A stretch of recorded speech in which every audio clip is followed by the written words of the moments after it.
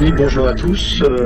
Dans l'actualité de Pôle emploi Auvergne-Rhône-Alpes, le premier point donc d'actualité, ce sont bien sûr les NAO, cet acronyme barbare pour dire négociation annuelle obligatoire, et qui concerne la négociation des salaires, non pas d'une éventuelle prime au bon vouloir de la direction, comme celle-ci semble vouloir le faire croire, mais l'augmentation de la valeur du point et de la partie fixe de notre salaire qui bénéficierait à tous les agents.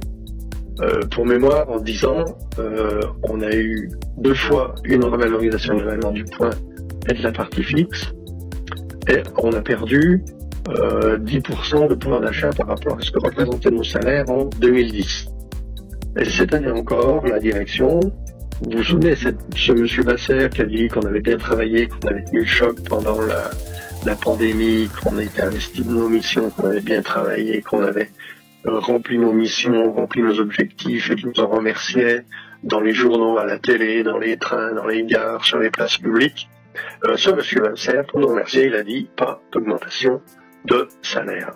0,0 en 3 fois sur la partie fixe et la valeur du point salaire.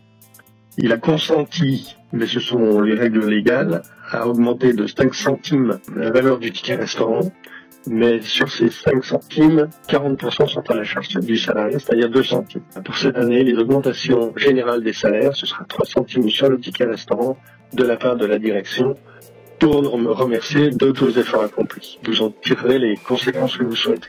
Autre point qui reste lié au salaire, c'est le nouveau règlement intérieur de la CPNC, la Commission paritaire nationale de conciliation. Vous savez, celle qui est censée étudier au cas par cas les réclamations des salariés lorsqu'ils ne sont pas d'accord avec le niveau de salaire auquel ils sont positionnés. Donc la direction, pour épurer le stock, avait mis en place temporairement un règlement intérieur qui permet un examen ultra rapide des dossiers, c'est-à-dire 5 secondes en général, dès lors qu'un syndicat était d'accord avec la décision de la direction. Ça donne une majorité et le dossier passait sans débat avec les autres organisations syndicales, celles qui n'étaient pas d'accord. Donc la direction a en catimini pérennisé ce règlement intérieur. Bien sûr, il faut s'y être opposé. En fait, les 4 organisations syndicales majoritaires s'y sont opposées.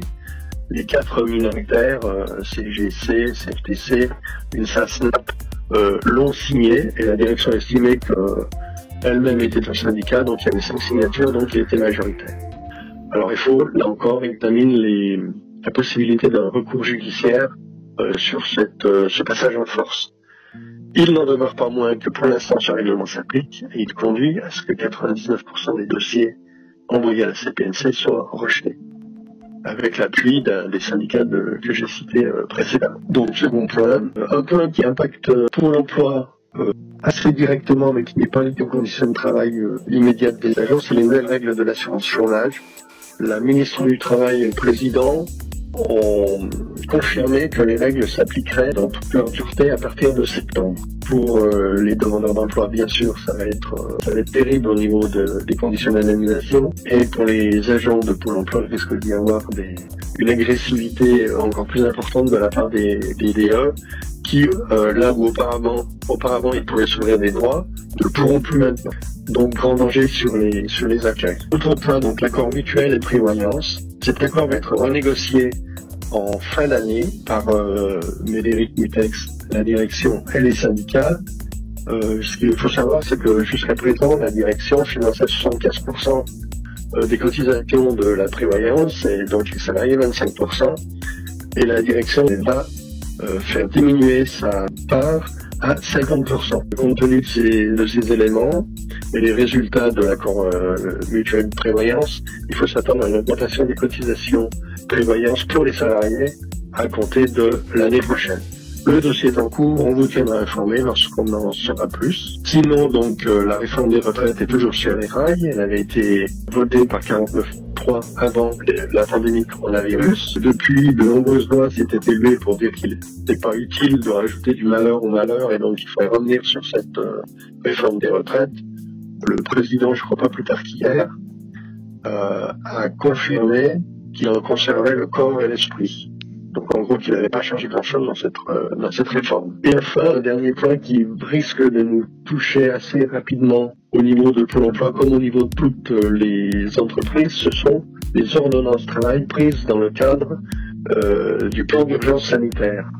Donc, pour ceux qui sont informés, vous savez que les entreprises ont obtenu des règles plus souples pour la gestion du dialogue social, d'augmenter aussi les horaires hebdomadaires de travail jusqu'à 60 heures, avec une moyenne de 48 heures sur 11 semaines, et puis donc des assouplissements dans la gestion des contrats à durée déterminée. Il faut savoir que le gouvernement envisage une loi rectificative en septembre de ces ordonnances, de pérenniser certaines mesures exceptionnelles prises dans ces ordonnances d'urgence sanitaire concernant le code du travail. Donc, on ne sait pas encore lesquelles, on ne sait pas encore sur quel niveau, mais a priori, certaines règles exceptionnelles vont devenir des règles habituelles. Et on ne sait pas, on ne peut pas mesurer l'impact en cours pour l'emploi. Elle devrait sortir, donc, cette loi courant septembre, donc là encore on reviendra vers vous, et on saura si, par exemple, des éléments comme le télétravail, les CET, les RTT, les horaires de travail ou les accords ATT sont touchés par ces nouvelles règles. Mais pour l'instant, il est trop tôt pour le dire. Voilà un panorama à peu près global de l'actualité, je pense, de Pôle emploi. Bien sûr, nous demandons aux salariés de rester vigilants vis-à-vis de leurs conditions de travail et de prévenir en fonction ouvrière dès qu'ils estiment que la situation n'est pas normale. Et puis, bien sûr, nous demandons à tous de rejoindre les rangs de la lutte syndicale pour éviter que des mesures trop dures puissent nous être imposées dans des délais assez brefs par le gouvernement et par la direction générale.